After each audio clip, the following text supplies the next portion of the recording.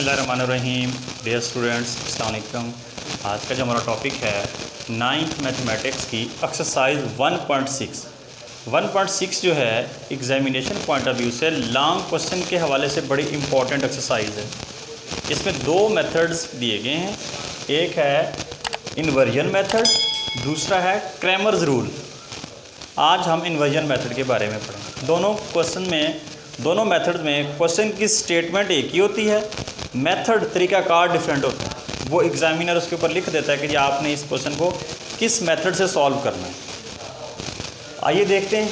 इस एक्सरसाइज में पहले जो है आपको मैट्रिक्स फॉर्म में क्वेश्चन दिए गए होते हैं, बट यहाँ पर हमें जो है जो इक्वेशन दी गई हैं इसमें मैट्रिक्स फॉर्म में नहीं दिए गए, हमें बल्कि इक्वेशन दे दी गई। तो हमारा सबसे पहला काम जो होगा, हमने इस दिए गई इक्वेशन से मैट्रिक्स बनाने हैं जितने बन सके।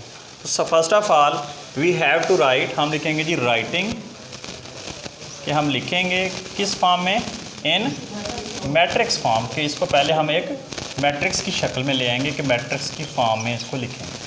वो किस तरह, उसके लिए जो है हमने 3 जो है मैट्रिक्स बनाने हैं।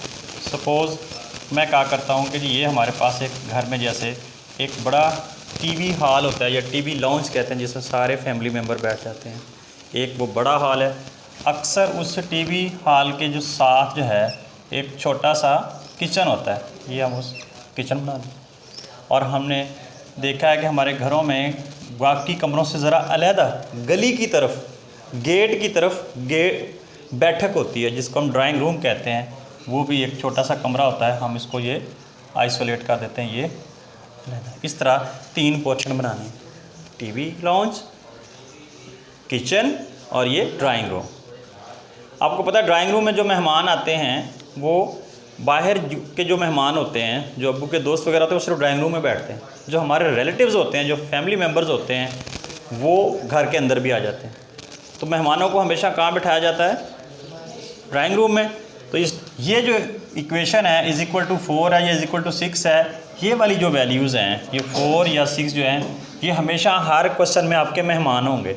और मेहमान कहाँ स्टे करेंगे, ये ड्राइंग रूम में। ये 4 और 6 हमेशा यहाँ स्टे करेंगे। इसी से ही हमने ये मैट्रिक्स बनाया। किचन में हमेशा बर्तन होते हैं, मैं एक्स और वाई को बर्तन कहता हूँ। तो ये जो इसमें एक्स और वाई इस्तेमाल हो रहे हैं, हर क्वेश्चन में आपने ये 8 पार्ट दिए गए हैं, चाहे इन्वर्जन मेथड हो चाहे क्रैमर रूल हो।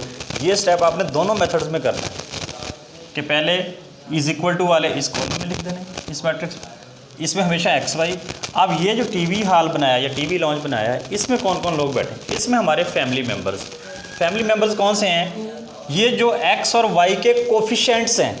कोफिशिएंट्स क्या होते हैं कि जो वेरिएबल है, जैसे एक्स है वाई है, इसके साथ आप 3 लगा दें, 4 लगा दें। ये वाले जो नंबर्स होते हैं जो वेरिएबल के साथ अटैच होते हैं उनकी लेफ़्ट साइड पर, इनको हम बोलते हैं कोफिशिएंट्स। ये कोफिशिएंट्स एज इट इज़ यहाँ शिफ्ट हो जाएंगे। ये देखें, इस एक्स का कोफिशिएंट, इस एक्स का कोफिशिएंट, ये 2 है, ये 2 इसी तरह यहाँ आ जाएगा, ये 3 आ जाएगा। ये 2 नहीं है बल्कि -2 है। जिसके साथ माइनस लगा होगा वो आप एज इट इज़ यहाँ लगाएंगे, और जिसके साथ प्लस है, ये पॉजिटिव है, वो अंडरस्टूड है, उसको लिखने की ज़रूरत नहीं है। ये यहाँ 2 आ गई। लो जी, ये आपके पास एक बड़ा मैट्रिक्स बन गया। ये छोटा, ये उससे छोटा। इसमें हमेशा कोफिशिएंट्स आया करेंगे एक्स वाई के, इसमें हमेशा एक्स वाई ही आया करेगा, इज़ इक्वल टू वाली वैल्यूज़ यहाँ आया करेगा। अब हम इनको नाम दे देते हैं अपनी तरफ से। हम कहते हैं जी ये सपोज़ ये वाला जो मैट्रिक्स है, इसका नाम है जी ए, इसका नाम एक्स। बच्चे क्या करते हैं, यहाँ भी एक्स है, यहाँ भी एक्स, ये स्मॉल एक्स है, ये कैपिटल एक्स है, तो आपने कैपिटल एक्स इसको शो करना है। इज़ इक्वल टू वैसे का वैसे डाल दें और इसको आप बी कह दें। अगर हमें एक्स की ज़रूरत है तो ये ए जो है उधर जाकर डिवाइड हो जाएगा। अगर हम इसको ऊपर लेके जाएं तो वो इन्वर्स हो जाएगा। देखें, सपोज़ हमारे पास है ये ए एक्स, ये रफ स्टेप कर रहा हूँ मैं जो यहाँ पर, a x is equal to b. आपको एक्स चाहिए, ये ए इधर डिवाइड मल्टीप्लाई हो रहा है, इधर जाके क्या हो जाएगा, डिवाइड हो जाएगा। अब किसी चीज़ की कुछ पावर ना हो तो 1 होती है, 1 पावर होती है। अच्छा, अगर और कोई भी साइन ना हो तो पॉजिटिव भी होता है। आप चैप्टर नंबर 2 में पढ़ेंगे, अगर हम नीचे वाली वैल्यू को उठाकर ऊपर लेके जाएंगे तो उसकी पावर का साइन चेंज हो जाएगा। मिसाल के तौर पर इसको हम फिर यूँ लिख सकेंगे a-1 b, यानी नीचे डिवाइड हो रहा था ऊपर जाकर, इसकी पावर जो है वो इसका साइन चेंज हो जाएगा।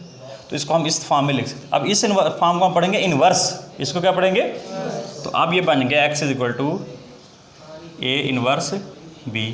आपने ये डायरेक्ट ही लिखना है, ये सिर्फ मैंने आपको समझाने के लिए बताया है। ये अब आपका एक फार्मूला बन गया,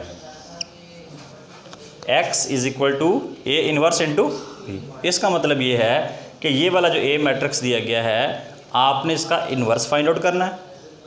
जो इन्वर्स यानी आंसर आ जाए उसको B यानी इस मैट्रिक्स के साथ मल्टीप्लाई करना है। तो फर्स्ट ऑफ ऑल हमने A डिटर्मिनेंट A मॉड, क्योंकि जब हम A इन्वर्स का फार्मूला लिखते हैं कि A इन्वर्स = वो क्या होता है 1/A मॉड यानी डिटर्मिनेंट एडजॉइंट ऑफ A। इसका मतलब है A इन्वर्स मालूम करने के लिए हमें दो चीज़ें चाहिए, एक डिटर्मिनेंट, दूसरा एडजॉइंट, और वो दोनों हमें यहाँ से मिलेंगे।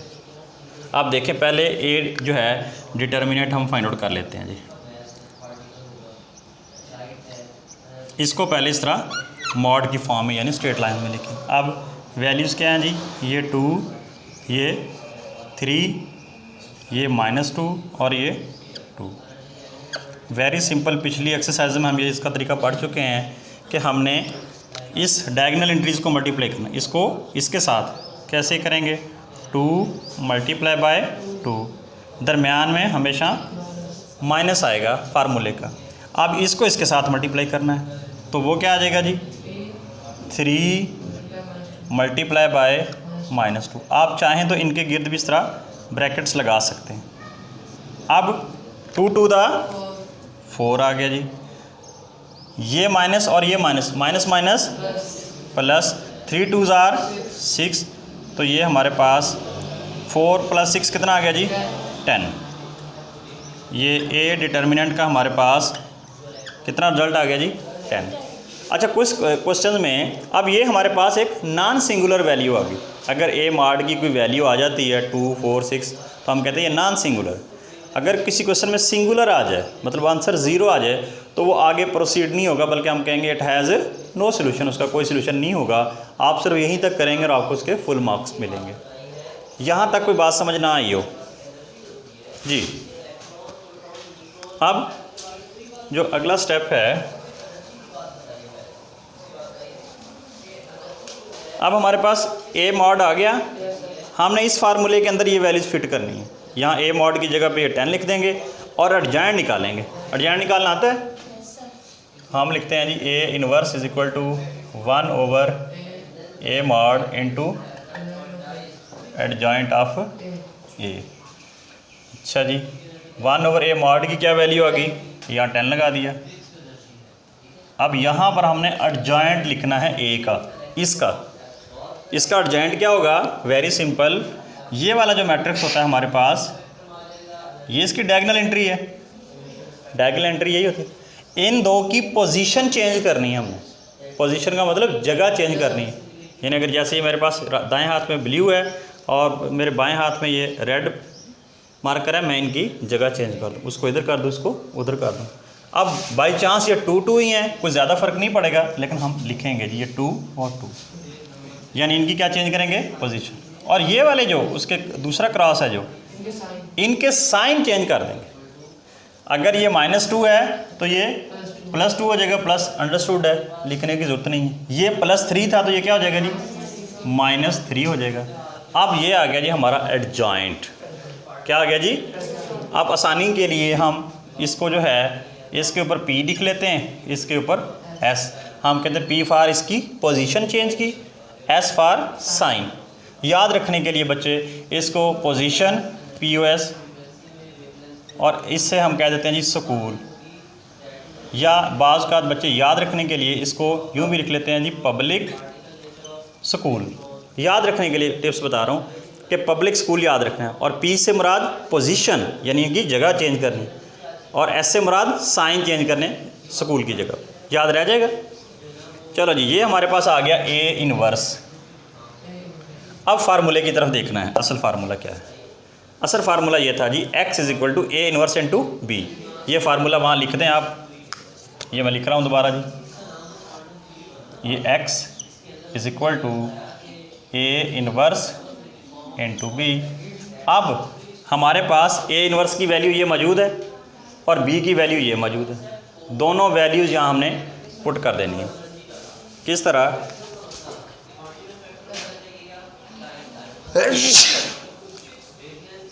देखें बेटा, ए इनवर्स की वैल्यू है जी 1/10 और ये वाला मैट्रिक्स 2 -3, ये 2 और ये 2, और साथ ही बी वो मेहमानों वाला जो क्या था 4 6, ये 4 और 6 यहाँ दे जी। यहाँ तक कोई बात समझ ना आई हो। बाज़ बच्चे जब ये फार्मूला लिखते हैं तो x इज़ इक्वल टू, यहाँ भी इज़ इक्वल टू का साइन डाल देते हैं। ऐसा करना गलती है, ऐसा नहीं करना आपने, क्योंकि वो मल्टीप्लाई। अब ये जो बाहर वाला 1/10 है, इसको आपने अभी कुछ नहीं कहना। जब दरमियान में कोई साइन ना हो, इसका मतलब है वो मल्टीप्लाई हो। मल्टीप्लाई आप पढ़ चुके हैं कि फर्स्ट रो उसके फर्स्ट कॉलम के साथ, पहला मेंबर पहले के साथ, दूसरा।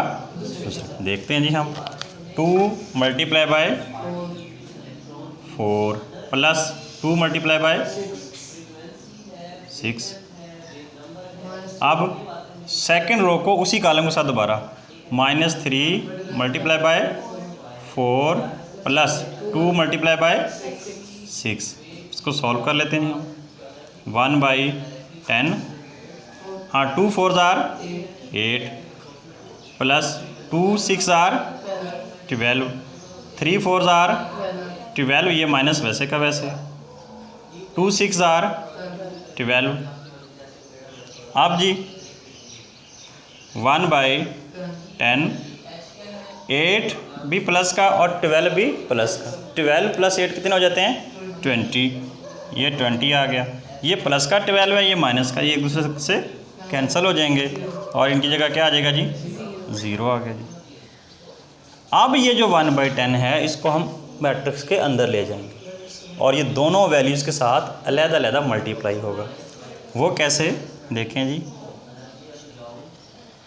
ये हमने 20 लिख दिया, ये वाला 0 लिख दिया, इनके साथ ये वाला जो बाहर था 1/10, ये इस तरह जाकर अंदर जाकर मल्टीप्लाई हो जाएगा। आप देखें 10 1 10, 10 2 जार 20 होता है, और 0 के साथ जो मल्टीप्लाई हो वो तो, अब ये आ गया जी 2 और ये आ गया 0।